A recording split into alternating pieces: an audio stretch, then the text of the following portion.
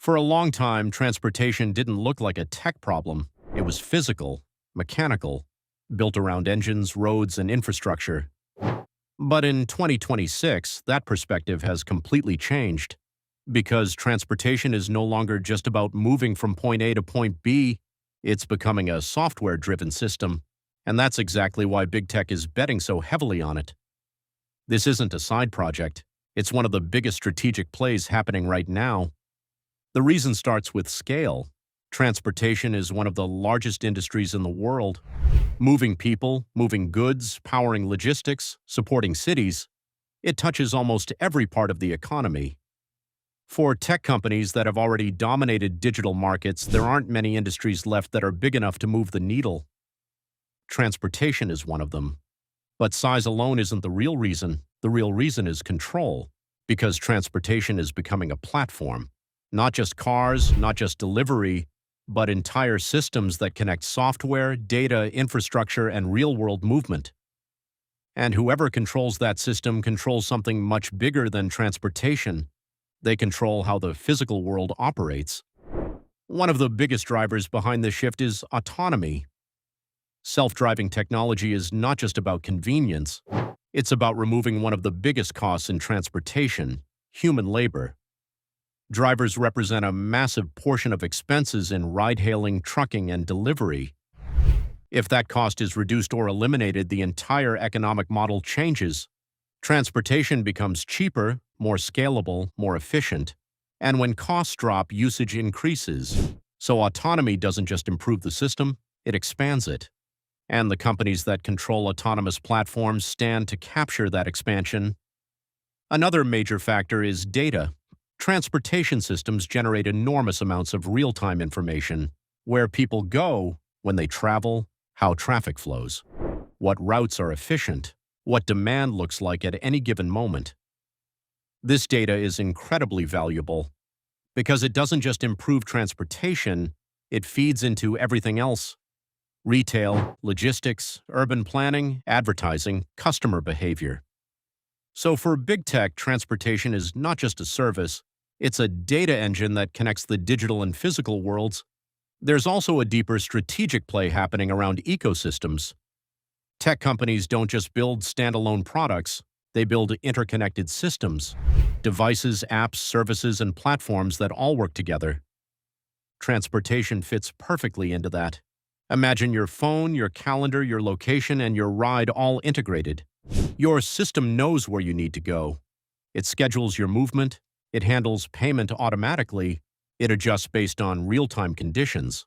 That's not just convenience, that's ecosystem lock-in.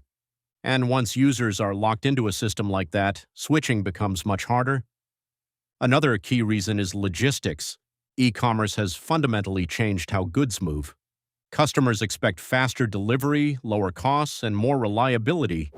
And the most expensive, complex part of that system is the last mile, getting products from distribution centers to customers. Autonomous vehicles, drones, and AI-driven routing can reduce those costs significantly. For companies like Amazon, this isn't optional, it's critical, because delivery speed and efficiency directly impact competitiveness. So investing in transportation is really about strengthening their core business. There's also a shift happening in hardware. Cars are no longer just machines, they're becoming computers on wheels, software-driven, connected, constantly updated, and that plays directly into big tech's strengths. Because these companies don't just build hardware, they build the software that makes hardware valuable: operating systems, AI models, user interfaces.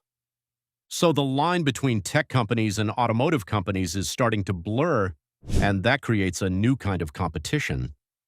Another important factor is urban transformation. Cities are under pressure, congestion is rising, infrastructure is aging, governments are looking for solutions, and tech companies see an opportunity.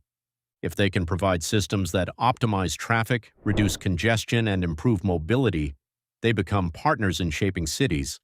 And that gives them influence far beyond traditional business. It puts them at the center of how cities evolve. There's also a competitive urgency behind all of this. If one tech giant succeeds in building a dominant transportation platform, others can't afford to be left behind. because transportation connects to everything else: commerce, services, user behavior, data. So this isn't just about winning a new market. It's about protecting their position in the broader ecosystem, and that's why multiple companies are investing heavily at the same time, not just to lead, but to avoid falling behind. Another layer that often goes unnoticed is energy. Autonomous vehicles, electric fleets, and data-driven logistics all depend on energy infrastructure, charging networks, data centers, power management. As transportation becomes more digital and electric, energy becomes part of the equation, and controlling or optimizing that layer adds another dimension to the strategy. So what we're seeing in 2026 is not just big tech entering transportation, it's big tech redefining it, turning it from a mechanical system into a digital platform, from a collection of vehicles into an integrated network.